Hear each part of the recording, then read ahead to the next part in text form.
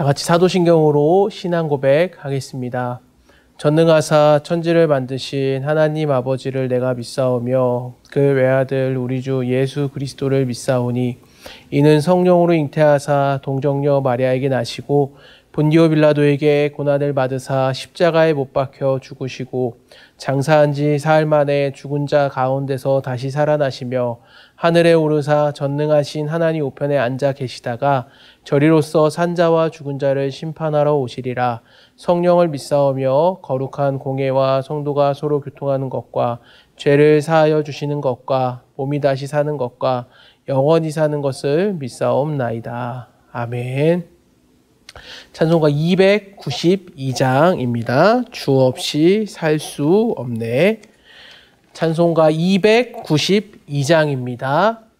주 없이 살 수 없네 죄인의 구주여 그 귀한 보배 피로 날 구속하소서. 구주의 사랑으로 흘리신 보혈이 내 소망 나의 위로 내 영광 됩니다. 주 없이 살 수 없네 나 혼자 못 서리. 힘없고 부족하며 지혜도 없도다.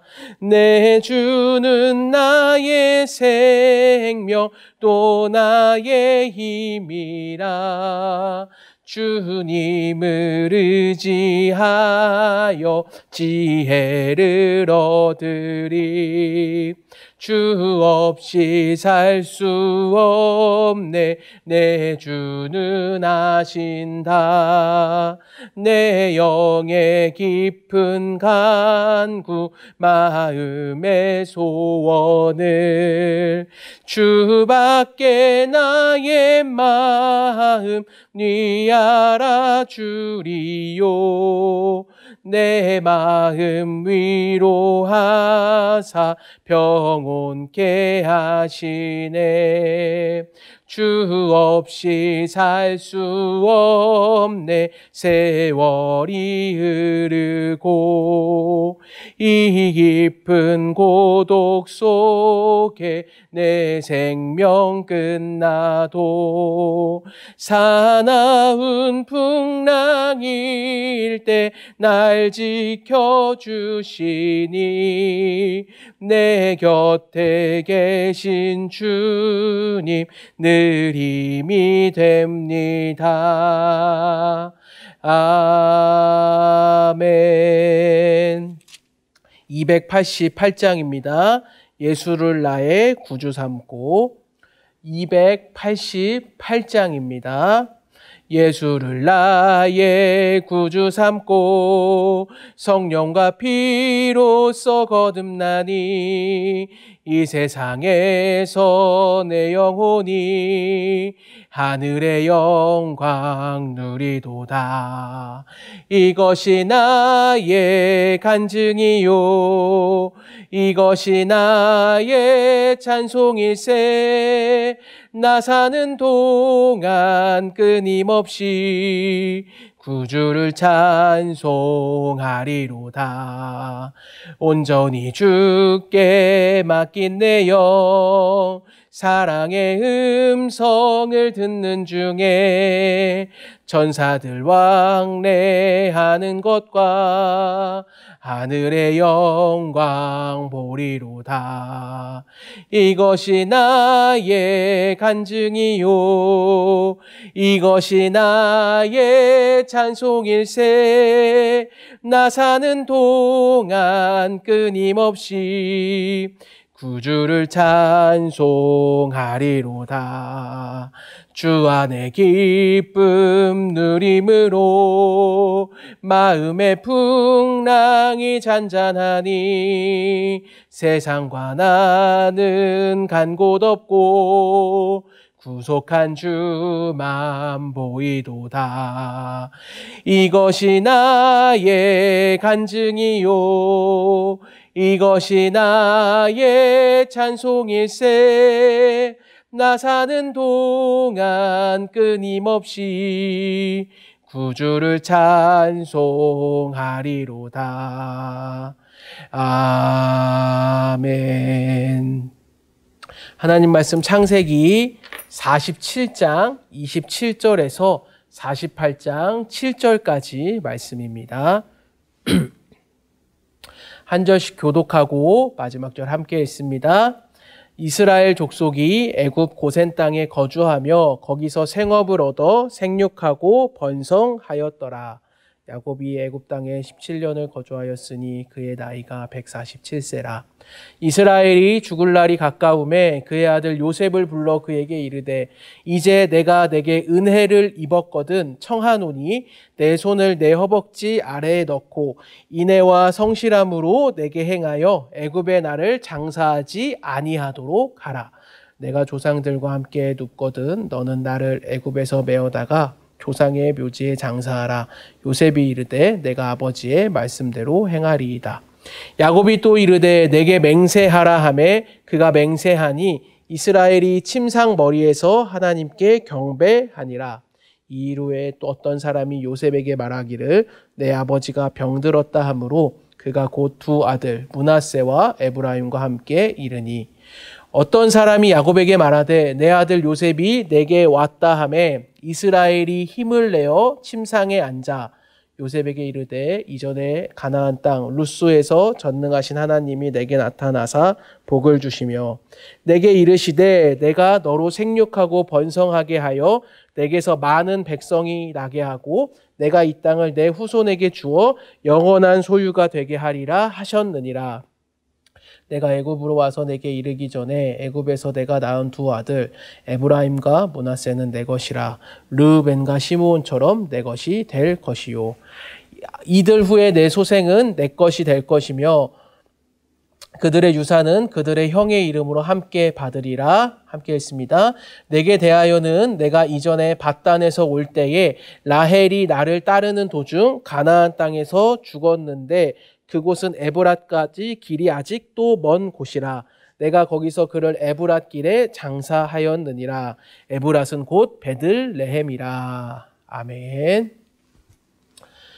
하나님 아버지와 그리스도 예수 우리 주께로부터 은혜와 긍휼과 평강이 영상으로 말씀을 듣고 기도하시는 모든 성도님들에게 있기를 축원합니다. 오늘 본문은 두 부분으로 나눌 수 있습니다. 이제 창세기 47장 27절에서 31절까지에는 이제 야곱이 요셉에게 이제 유언처럼 요청하는 내용이 나오고요. 이제 48장 1절에서 7절까지는 이제 요셉이 병든 야곱을 방문하는 내용이 나옵니다. 이제 먼저 첫 번째 부분에 해당하는 47장 27절에서 31절을 이제 살펴보면요. 야곱이 이제 애굽에 내려와 고센 땅에 정착한 지도 이제 17년의 세월이 흘렀습니다. 그러다 보니 이제 야곱의 나이도 몇 살이 됐냐면 147세가 되어서 죽을 날이 가까웠던 거죠. 그것에 대해 본문 29절을 보시면 이렇게 얘기합니다. 이스라엘이 죽을 날이 가까움에 그의 아들 요셉을 불러 그에게 이르되 이제 내가 내게 은혜를 입었거든 청하노니 내 손을 내 허벅지 아래에 넣고 인애와 성실함으로 내게 행하여 애굽의 나를 장사하지 아니하도록 하라 라고 말씀을 합니다. 이스라엘, 야곱의 또 다른 이름인데요. 이스라엘은 야곱을 불러 이제 애굽 땅이 아닌 자신을 조상의 묘지에 묻어 달라고 말합니다. 여기서 조상의 묘지는 어디냐면요. 가나안 땅에 위치한 막벨라 굴로 이제 아브라함과 사라가 묻힌 곳입니다. 이제 죽음을 앞둔 상황에서 무슨 말을 할 수 있을까요? 여러 가지 많은 말들을 할 수 있을 것 같아요. 이스라엘도 아들 요셉에게 다른 것들을 요청할 수 있었을 텐데 지금 가장 먼저 부탁하는 말이 무엇이냐면 약속의 땅, 조상의 묘지에 자신을 묻어달라는 거예요. 왜냐하면 그것이 가장 중요한 일이라고 생각했기 때문입니다. 이제 또한 이것이 의미하는 바가 더 있는데요. 그것은 지금 거하는 이 고센 땅, 애굽이 영원히 거할 곳이 아니라는 뜻이에요. 그렇다면 영원히 거할 곳이었다면 고센 땅에 묻어달라고 했겠죠. 그러나 영원히 거할 곳은 이 땅이 아니라 바로 그 하나님께서 약속하신 땅, 조상의 묘지가 위치한 막벨라 곳, 그 가나안 땅이 바로 자신이 영원히 거할 곳이다라고 말하고 있는 거예요.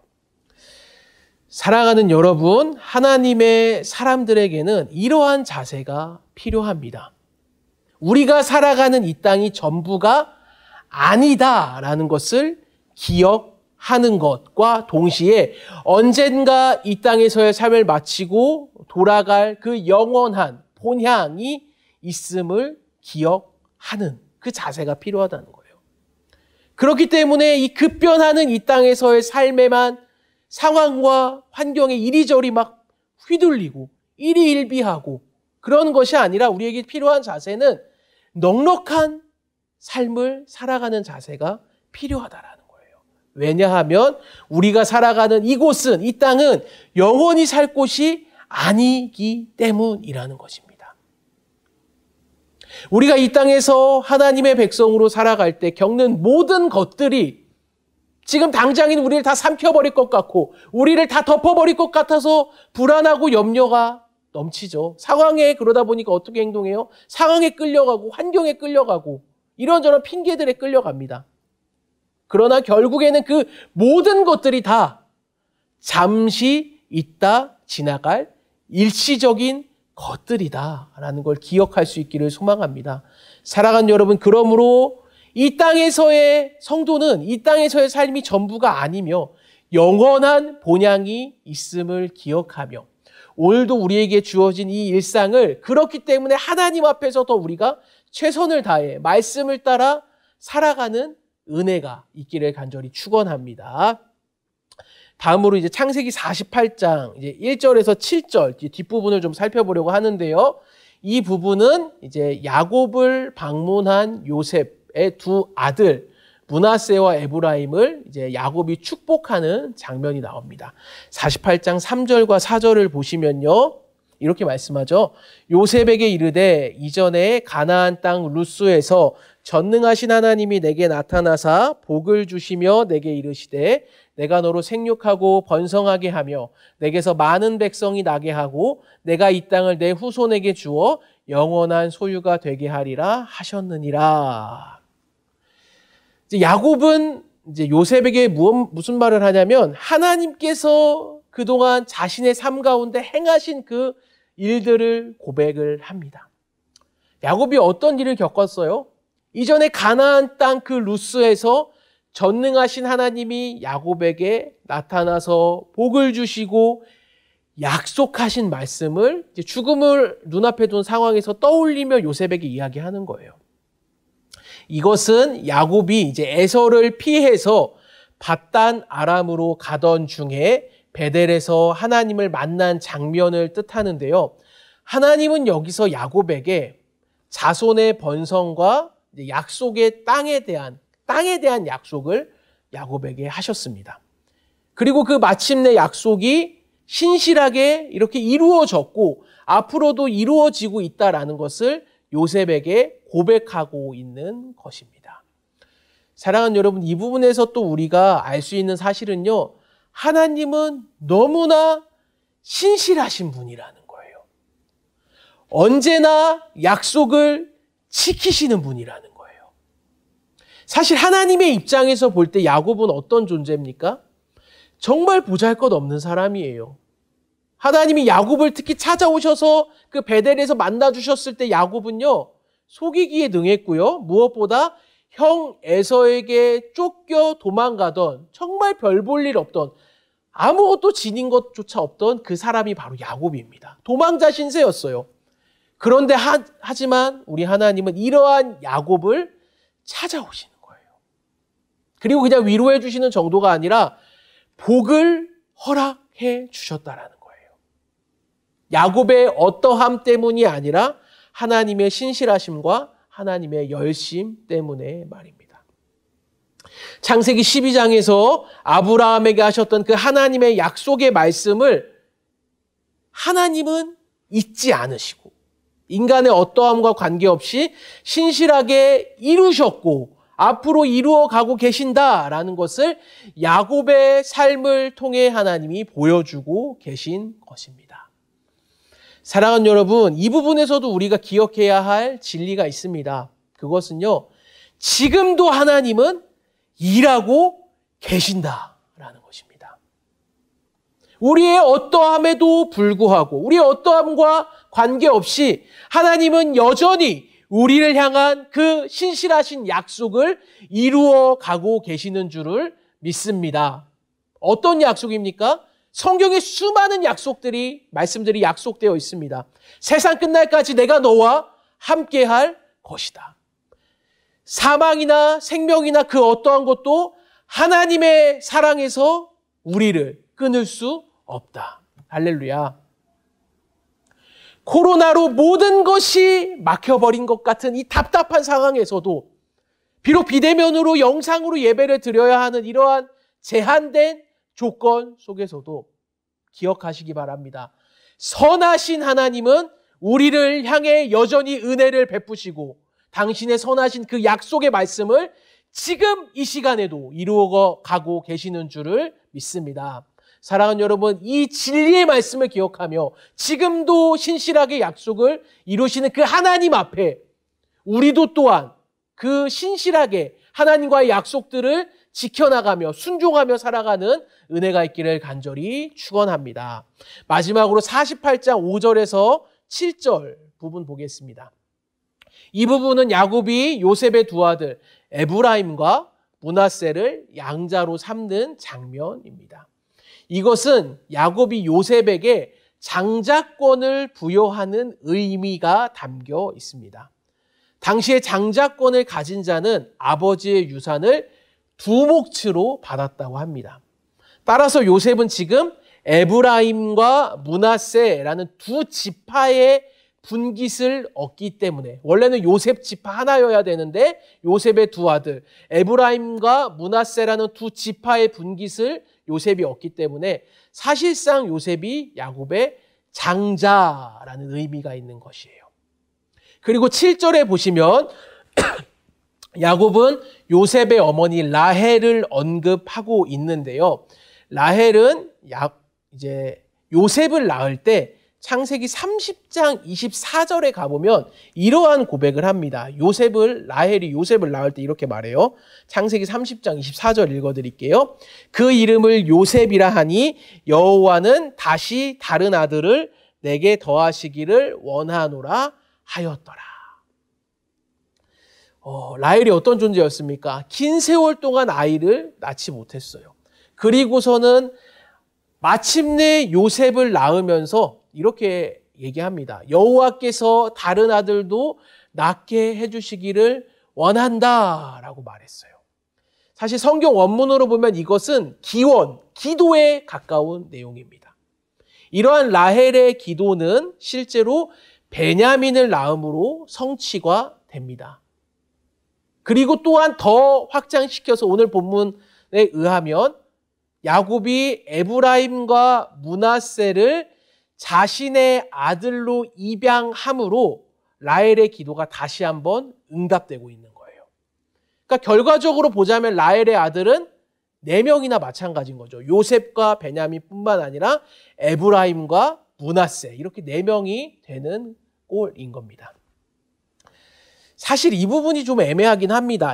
야곱이 이러한 라헬의 기도를 듣고 응답해 주려고 내가 너무나 사랑했던 여인의 고백이었으니까 내가 응답해 주려고 에브라임과 므낫세를 양자로 삼았다라고 보기는 좀 굉장히 어렵습니다. 하지만 그럼에도 불구하고 야곱의 이러한 행동들 에브라임과 므낫세를 자기의 아들로 삼는 이런 행동들은 결국 이 부분이 중요합니다. 하나님의 약속을 이루어가는 하나의 조각이 되었다라고 말할 수 있는 거예요.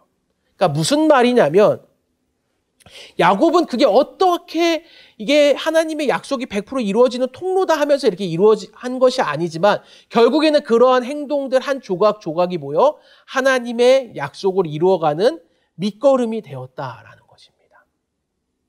그러니까 바꾸어 말하자면 오늘도 우리에게 주어진 그 일상에서의 작은 선택들이 하나하나 모여서 결국에는 그 선택들이 모여 하나님의 약속을 이루어가는 밑거름이 된다라는 것입니다.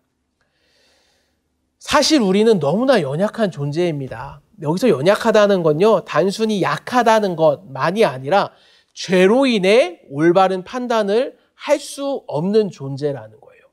우리 이런 말 많이 하잖아요. 내가 정말 정직하게 말하는데 내가 그런 의도를 가지고 말하는 게 아닌데 라면서 말하지만 사실 그 깊은 내면 속에는 나의 만족과 유익을 위한 자기 중심성이 가득한 선택과 말들인 경우가 굉장히 많다라는 겁니다. 우리는 죄로 인해 연약한 존재이기 때문이죠. 하지만 그럼에도 불구하고 하나님은 이러한 우리의 연약함조차도 우리의 잘못된 선택조차도 모아서 결국에는 하나님의 약속이라는 그 큰 덩어리를 이루어 가고 계시는 줄을 믿습니다. 사랑하는 여러분, 그렇기 때문에 우리가 아무런 선택이나 해도 책임이 없다. 그 얘기를 하려는 게 아니에요. 아무런 선택이나 하라는 게 아니라 그렇기 때문에 어떻게 선택해야 되지 하면서 주저하고 혹시 이게 하나님 영광을 위한다면서 아닌 건 아닐까? 라면서 막 주저하고 고민하고 두려워하기보다는 그렇기 때문에 우리의 어떠한 선택에도 불구하고 결국에는 선을 이루어 가시는 그 하나님의 약속을 믿고 바라보며 오늘도 우리에게 주어진 하루를 살아가는 자세가 필요한 줄을 믿습니다. 말씀을 맺고자 합니다. 사랑하는 여러분, 그렇기 때문에 오늘 이 하루가 중요한 거예요.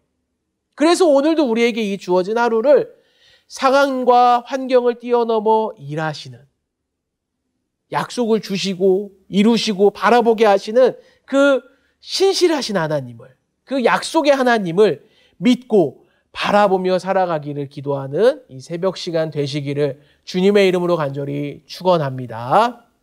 기도하겠습니다. 하나님 감사합니다. 약속을 주시고 이루시고 바라보게 하시는 선하신 하나님을 기억하며 살아가는 하루가 되게 하여 주시옵소서. 우리는 연약하지만 하나님은 전능하시고 신실하십니다. 상황에 매이지 않게 하시고 하나님의 약속에 매여서 하나님을 더욱 의지하고 바르게 알아가는 복된 일상이 되게 하여 주시옵소서. 코로나 바이러스로 인해 많은 어려움이 있지만 그 가운데에도 하나님의 은혜와 긍휼이 있기를 간절히 소원합니다. 하나님 우리를 불쌍히 여겨 주시옵소서. 예수님의 이름으로 기도드립니다. 아멘. 하늘에 계신 우리 아버지여, 이름이 거룩히 여김을 받으시오며 나라의 마옵시며 뜻이 하늘에서 이룬 것 같이 땅에서도 이루어지이다.